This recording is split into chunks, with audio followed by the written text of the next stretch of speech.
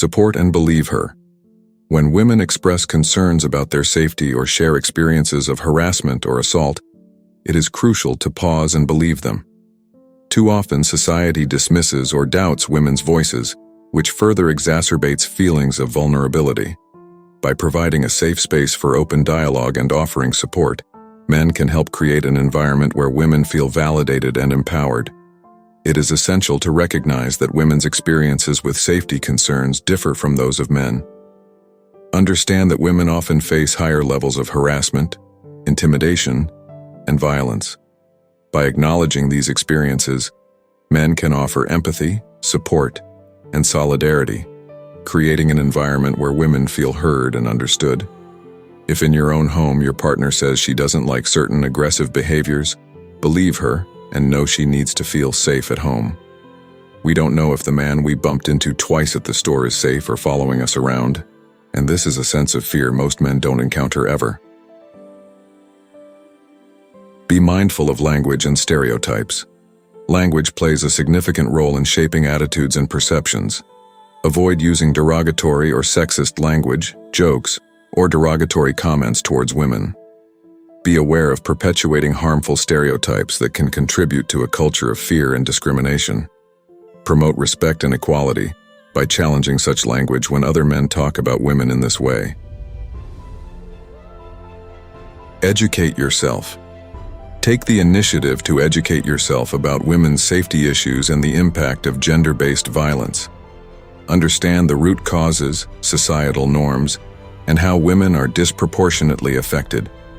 Engage in conversations, read literature, and attend workshops or seminars to broaden your understanding and challenge your biases.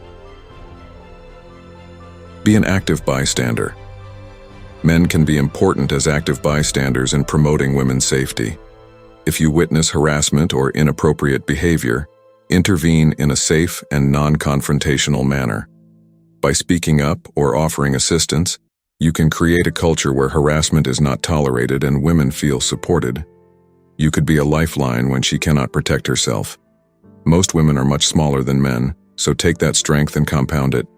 We know this at the core of our beings.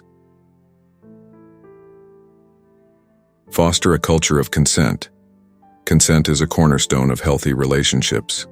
Communicate openly and honestly about boundaries and desires, and never assume consent, even in long-term relationships. Encourage consent in all interactions, including your influence on other men. Men can contribute to a safer and more respectful society by being that part of a consent culture. Respecting personal boundaries is fundamental to creating a safe space for women. Recognize that boundaries can vary from person to person, and it is essential to listen and respect individual comfort levels without judgment. Understand that rationalizing violence or sexual assault of a female contributes to women being blamed for the actions of men and perpetuating the problems we face.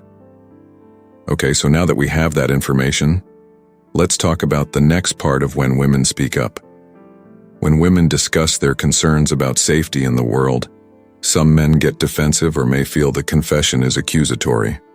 Recognizing and understanding these defensive reactions is important to foster more productive conversations.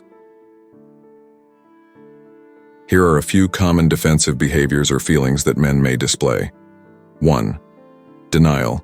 Some men may deny or downplay the existence of safety issues faced by women. They may argue that the experiences shared by women are isolated incidents or exaggerations, dismissing the overall patterns of harassment and violence that women commonly face. This denial can stem from a lack of awareness or a desire to protect their self-image. 2. Personalization.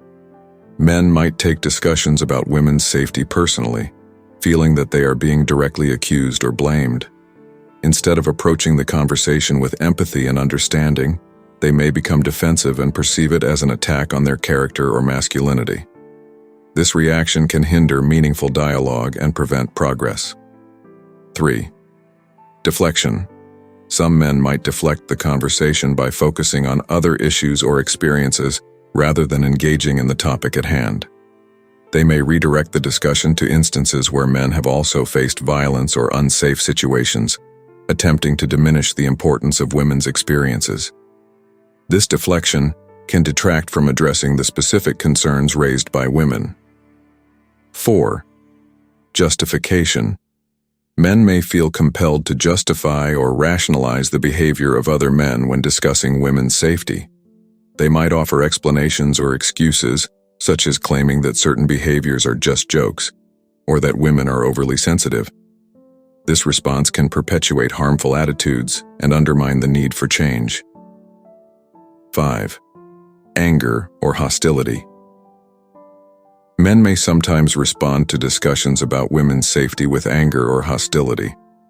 They might feel attacked or misunderstood, leading to a defensive reaction characterized by aggressive language or behavior. This response can create a hostile environment that further inhibits open dialogue. To effectively deal with these defensive reactions, it is crucial to engage in conversations with empathy, practice active listening, and demonstrate a genuine willingness to learn. Foster an environment of open dialogue where personal experiences can be shared, and prioritize addressing systemic issues instead of placing blame on individuals. By doing so, we can create a more constructive and inclusive space for discussing women's safety. Promoting women's safety is a collective responsibility that requires active participation from men. By understanding and addressing the concerns outlined in this article, we can work towards creating a world where women feel safe, heard, and respected. Let us strive for empathy, open communication, and a shared commitment to equality, fostering a society where every woman feels secure daily.